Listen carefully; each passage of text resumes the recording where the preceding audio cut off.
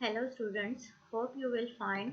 Students, आज का हमारा टॉपिक है डीएनए सीक्वेंसिंग। ठीक है, डीएनए सीक्वेंसिंग वो प्रोसेस है जिसमें हम क्या करते हैं कि डीएनए के जो न्यूक्लिक एसिड सीक्वेंस है उसको हम फाइंड आउट करते हैं। ठीक है, उसके न्यूक्लियोटाइड्स के जो ऑर्डर है डीएनए के उसको हम फाइंड आउट करते हैं कि किस तरह से कौन सा सीक्वेंस है एडेनिन, गुआनिन, साइटोसिन, थाइमिन का। इसका सीक्वेंस हमारे पास क्या है, किस सीक्वेंस में ये न्यूक्लिक एसिड जो है वो डीएनए में अरेंज है। ठीक है, तो इसकी सीक्वेंसिंग जो है वो फाइंड आउट करना हमारे लिए इम्पोर्टेंट है।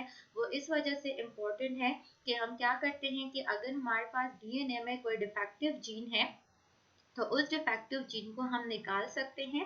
ठीक है, और उसको जो है उसकी जगह हम कोई न्यू जीन क्या कर सकते हैं, वो इंसर्ट कर सकते हैं। तो इस वजह से ये डीएनए सीक्वेंसिंग जो है वो हमारे लिए क्या है, वो बहुत इम्पोर्टेंट है। ठीक है, सीक्वेंसिंग मेथड जो है डिफरेंट साइज के डीएनए फ्रेगमेंट्स को जनरेट करने के लिए टू मेथड्स डेवलप किए गए हैं। The first one is Sanger method and the second one is Maxam Gilbert method. तो फर्स्ट हम स्टडी करते हैं सेंगर मेथड को। तो स्टूडेंट्स, इसकी डेवलपमेंट जो थी वो किसने की थी, फ्रेडरिक सेंगर ने 1977 में। साथ में उसके कुलीग्स भी जो थे वो थे, और इनको नोबेल प्राइज मिला था 1980 में। तो उसके लिए कंपोनेंट्स जो है वो हमें रिक्वायर्ड होते हैं, और वो कंपोनेंट्स क्या है, वो है प्राइमर्स हैं, डी एंटीपीज हैं, पॉलीमरेज एंजाइम्स हैं, और डी डी एंटीपीज जिसको हम टर्मिनेटर बेसिस भी कह सकते हैं। जैसे एज यू कैन सी हमारे पास फ्री डीएनए बेसिस हैं, यानी एडेनिन, गुआनिन, साइटोसिन, थाइमिन।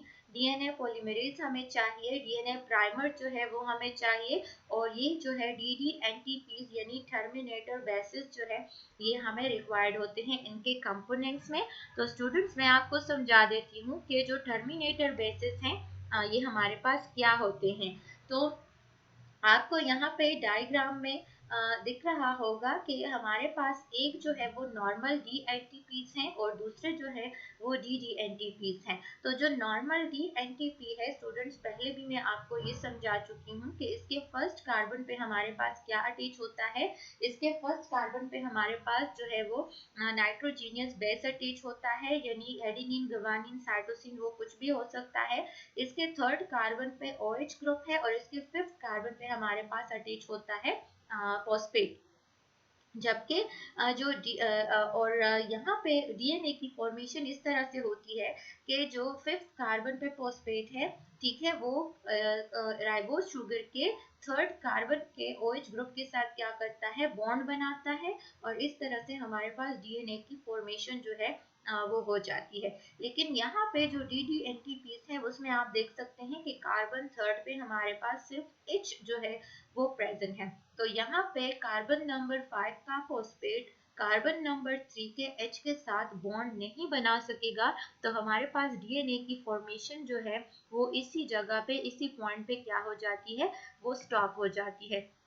यहाँ आप देख सकते हैं नॉर्मल डीएनटीपी पे OH ग्रुप है, और डीडीएनटीपी पे सिर्फ H ग्रुप है। तो यहाँ पे जो है 3 प्राइम एंड पे OH ग्रुप है, तो यहाँ पे फॉस्फेट बॉन्ड बनाएगा और डीएनए की सिंथेसिस हो सकेगी फर्दर। लेकिन जो डीडीसीटीपी है वहाँ पे 3 प्राइम पे सिर्फ H ग्रुप है, तो उसके साथ फॉस्फेट फर्दर बॉन्ड नहीं बना सकेंगे। तो हमारे पास डीएनए की फॉर्मेशन उसी जगह पे क्या हो जाएगी, वो स्टॉप हो जाएगी।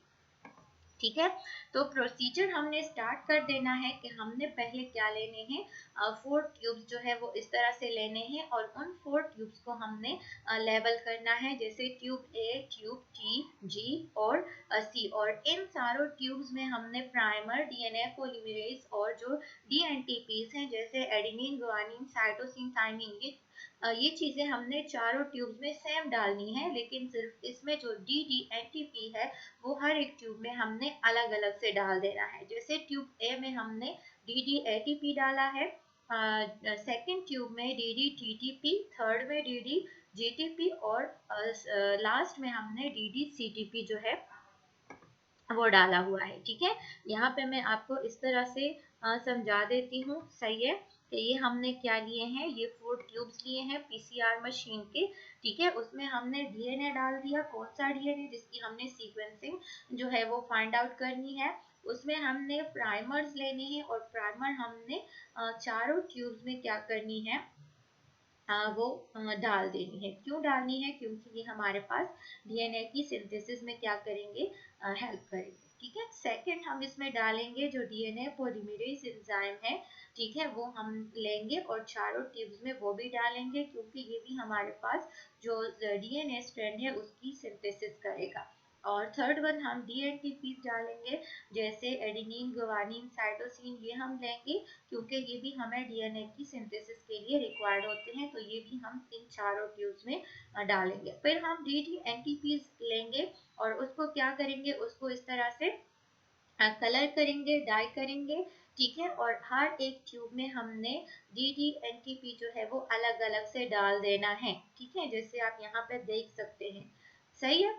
अब इन चारों ट्यूब्स के साथ जो है वो हमने नेक्स्ट क्या करना है इनको हमने पीसीआर मशीन में रखना है।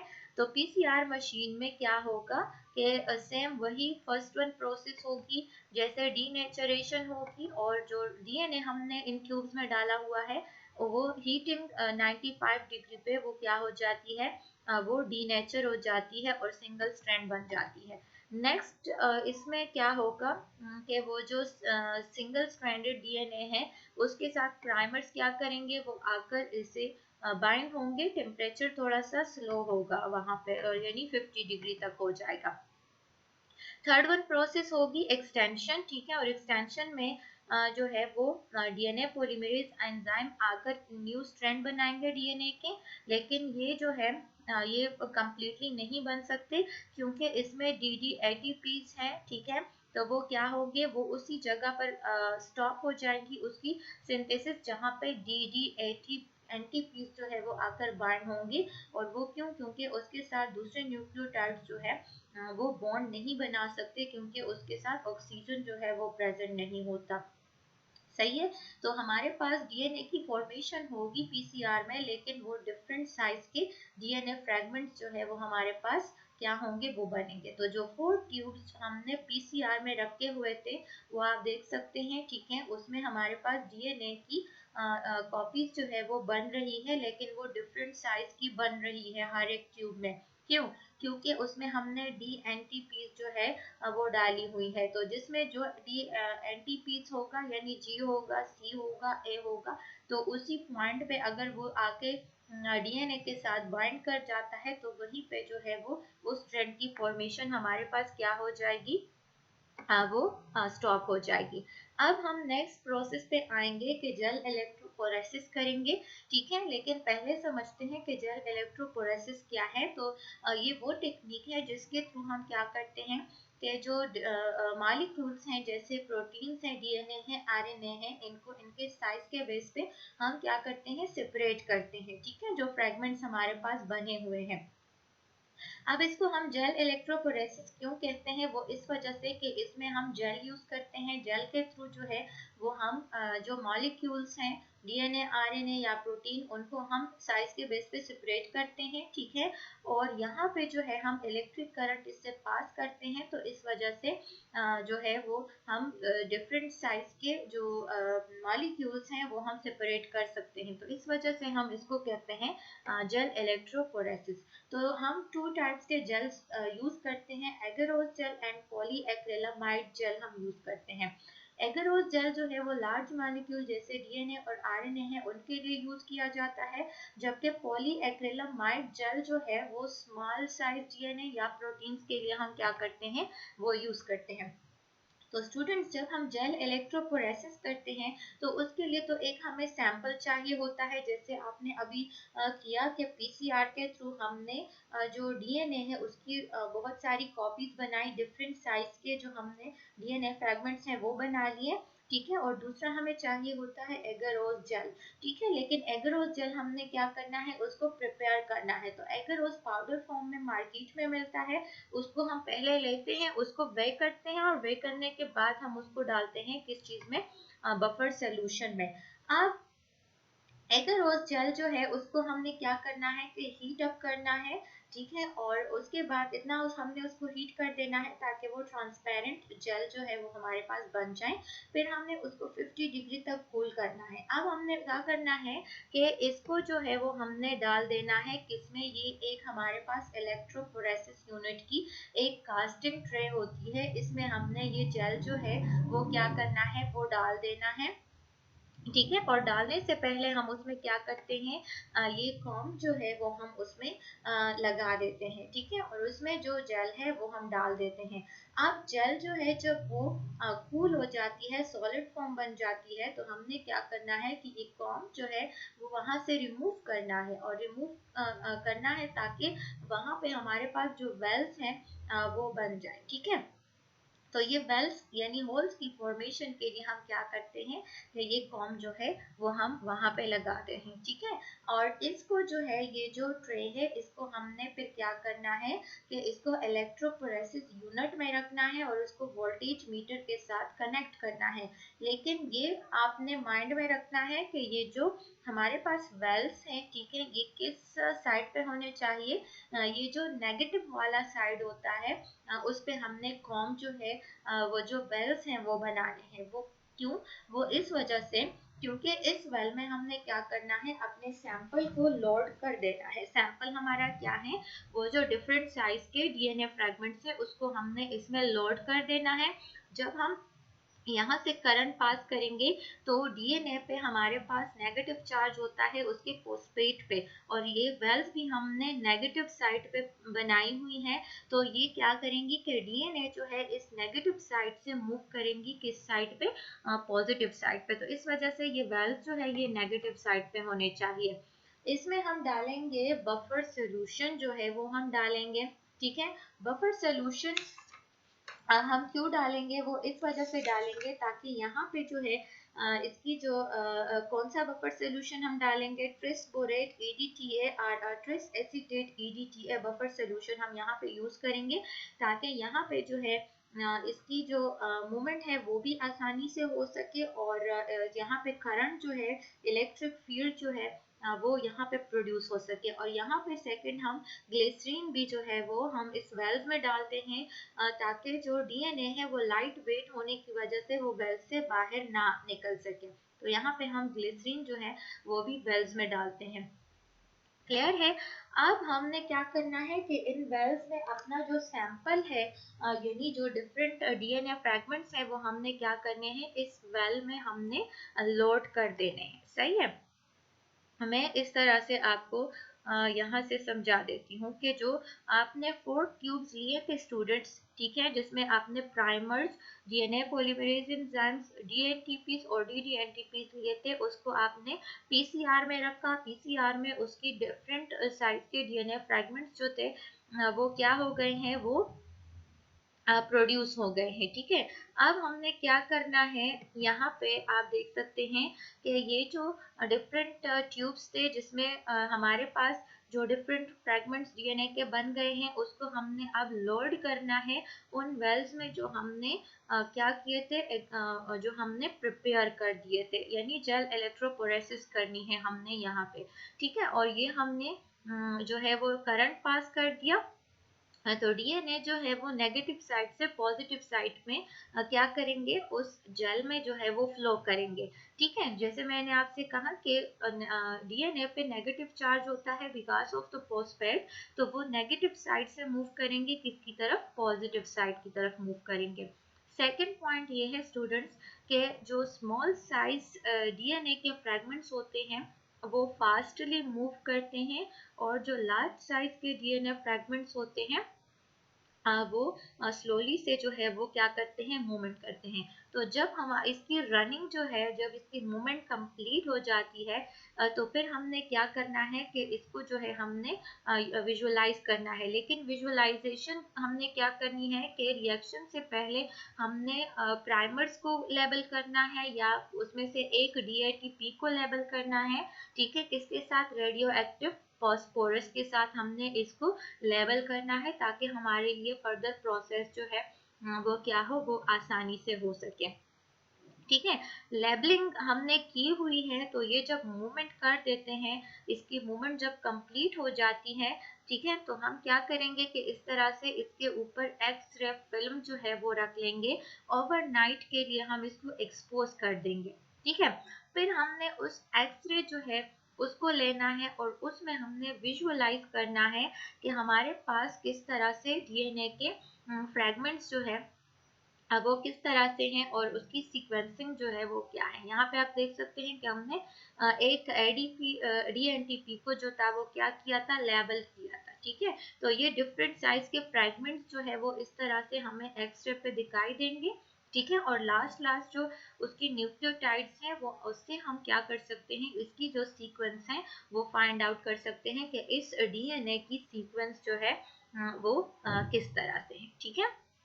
तो स्टूडेंट्स एक मेथड ये है और दूसरा मेथड जो है वो हमारे पास दूसरा है जिसको हम ऑटोमेटेड डीएनए सीक्वेंसिंग कह सकते हैं, या इसको जो है हम क्या कह सकते हैं, कैपिलरी इलेक्ट्रोफोरेसिस भी हम कह सकते हैं। तो उसके लिए हमने क्या करना है कि ये जो चार हमारे पास डी एंटीपीज हैं उसको हमने फ्लोरेसेंटली डाई के साथ, उसको फ्लोरेसेंट डाई के साथ लेबल करना है, ताकि जब हम इससे लाइट इमेट करें तो ये हमें डिफरेंट वेवलेंथ की लाइट जो है वो हमें क्या करे, अब वो उससे इमेट हो, वो हमें डिफरेंट वेवलेंथ जो है वो शो करे, ठीक है। तो उसी से हम इसकी सीक्वेंसिंग क्या कर सकते हैं, फाइंड आउट कर सकते हैं। तो स्टूडेंट्स इस मेथड में हम क्या करते हैं कि एक ही ट्यूब में हमने क्या करना है, जो सैंपल डीएनए है वो लेना है, ठीक है।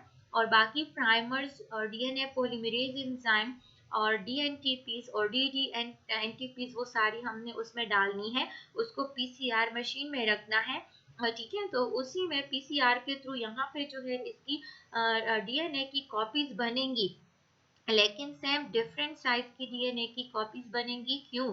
क्योंकि इसमें हमने डी एंटीपीज डाले हुए हैं, डी एटीपी, जीटीपी, सीटीपी और इस तरह से, ठीक है। तो जहाँ पे वो डी एंटीपी बाइंड हो गया तो उसके साथ दूसरे न्यूक्लियोटाइड जो है वो आकर बॉन्ड नहीं बना सकेंगे, तो डीएनए की फॉर्मेशन वहीं पे स्टॉप हो जाएगी और हमारे पास डिफरेंट लेंथ के जो डीएनए स्ट्रैंड्स हैं वो क्या हो जाएंगे स्टूडेंट्स, वो उस तरह से बन जाएंगे। जैसे यहाँ पे आप देख सकते हैं कि डिफरेंट जो लेंथ के डीएनए स्ट्रैंड्स हैं वो हमारे पास क्या हो रहे हैं, वो प्रोड्यूस हो रहे हैं काफी सारे, ठीक है, पीसीआर के थ्रू। अब हमने क्या करना है कि यहाँ पे चूंकि डिफरेंट उसके स्ट्रैंड्स बन चुके हैं तो हमने ये उससे निकाल देना है, ठीक है। और अब हमने इसकी सीक्वेंसिंग जो है वो फाइंड आउट करनी है कैपिलरी इलेक्ट्रोफोरेसिस के थ्रू या ऑटोमेटेड सीक्वेंसिंग के थ्रू। तो सेम वही हमने डीएनए सैंपल लिया, ठीक है। इस कैपिलरी ट्यूब में हमारे पास जेल है, इसको हमने वो यूनिट के साथ क्या किया है, कनेक्ट कर दिया है। तो यहाँ पे हमने बफर सोल्यूशन लिया है और बफर सोल्यूशन में हमने डीएनए डाल दिया है नेगेटिव वाले साइड की तरफ। तो ये डीएनए जो है ये क्या करेंगे, तो ये इस कैपिलरी ट्यूब में पॉजिटिव साइड की तरफ अट्रैक्ट होंगे, मूवमेंट करेंगे, क्योंकि डीएनए पे नेगेटिव चार्ज होता है, ठीक है। और इसको हमने डाला भी है नेगेटिव साइड पे, तो ये नेगेटिव साइड इसको रिपेल करेगा और ये पॉजिटिव साइड की तरफ क्या करेगा, मूवमेंट करेगा। और दूसरा वही जो शॉर्टर डीएनए सेगमेंट है वो फास्टली मूव करेगा पॉजिटिव साइड की तरफ, और जो लार्ज साइज डीएनए है वो जो है वो स्लोली मूव करेगा। तो इसी की मूवमेंट के दौरान जो है हम इसकी सीक्वेंसिंग जो है वो फाइंड आउट कर सकते हैं, किसके थ्रू, लेजर के थ्रू, ठीक है। यहाँ पे इसके लेजर क्या करेगा कि हमने इसको चूंकि डिफरेंट फ्लोरेसेंट से डाई किया हुआ है, ठीक है। तो लेजर के थ्रू जो है वो हमें क्या होगी कि इसकी डिफरेंट कलर की, यानी इसके जो हमने कलरिंग दी हुई है डी एंटीपीस को, तो उस कलर की वेवलेंथ जो है वो हमें कंप्यूटर पे क्या होंगी, उसकी फॉर्मेशन होगी, और उसी वेवलेंथ डिफरेंट कलर के वेवलेंथ से हम क्या कर सकते हैं, उसकी सीक्वेंस जो है वो फाइंड आउट कर सकते हैं। ठीक है, ये कलर हमें ये क्या शो करता है, ये इसी डीएनए के जो न्यूक्लियोटाइड्स हैं उसकी सीक्वेंस का हमें शो करता है। तो इस तरह ये सेकंड मेथड से भी हम क्या कर सकते हैं कि डीएनए की जो सीक्वेंस है वो स्टूडेंट्स हम फाइंड कर सकते हैं। तो होपफुली आपको समझ आ गई होगी कि टू मेथड्स है हमारे पास। एक है ऑटोमेटेड डीएनए सीक्वेंसिंग और जेल इलेक्ट्रोफोरेसिस के थ्रू हम क्या कर सकते हैं, ये डीएनए की सीक्वेंसिंग जो है वो हम